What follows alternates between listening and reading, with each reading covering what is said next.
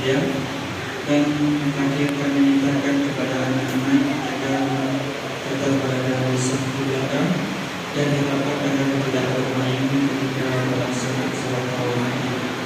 Demikianlah pendapat kami sampaikan. Terima kasih atas segala perhatian. Mohon maaf atas segala kekurangan.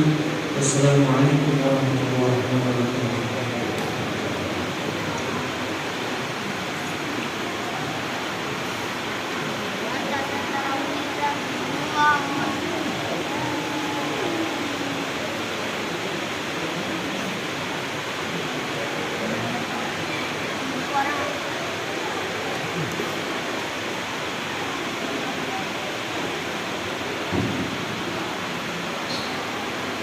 Assalamualaikum warahmatullahi wabarakatuh.